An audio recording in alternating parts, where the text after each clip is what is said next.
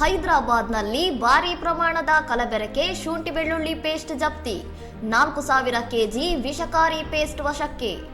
ಖೈರತಾಬಾದ್ನ MS ಮಕ್ತಾ ಪ್ರದೇಶದಲ್ಲಿ ಅನೈರ್ಮಲ್ಯಕರವಾಗಿ paste ತಯಾರಿಸುತ್ತಿದ್ದ 21 ವರ್ಷದ ಯುವಕ ಜಸಾನಿ ಇಲ್ಯಾನ್ ಎಂಬಾತನನ್ನು ಪೊಲೀಸರು ಬಂಧಿಸಿದ್ದಾರೆ.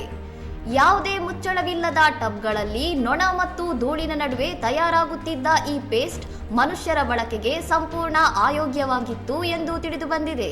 ನಗರದ ಕಿರಾಣಿ ಅಂಗಡಿಗಳಿಗೆ ಸಪ್ಲೈ ಮಾಡಲು ಸಿದ್ಧಪಡಿಸಿದ್ದ ಸುಮಾರು 4,000 ಕೆಜಿ ಪೇಸ್ಟ್, ಅಸಿಟಿಕ್ ಆಸಿಡ್ ಮತ್ತು ಅರಶಿನ ಪುಡಿಯನ್ನು ಪೊಲೀಸರು ಜಪ್ತಿ ಮಾಡಿದ್ದಾರೆ.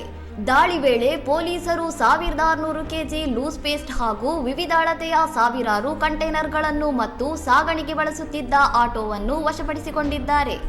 ಟಾಸ್ಕ್ ಫೋರ್ಸ್ ಇನ್ಸ್ಪೆಕ್ಟರ್ ರಾಘವೇಂದ್ರ ನೇತೃತ್ವದಲ್ಲಿ ಈ ಯಶಸ್ವಿ ಕಾರ್ಯಾಚರಣೆ ನಡೆದಿದ್ದು, ಹೆಚ್ಚಿನ ತನಿಖೆಗಾಗಿ ಆರೋಪಿಯನ್ನು ಲೇಕ್ ಪೊಲೀಸ್ ಠಾಣೆಗೆ ಹಸ್ತಾಂತರಿಸಲಾಗಿದೆ.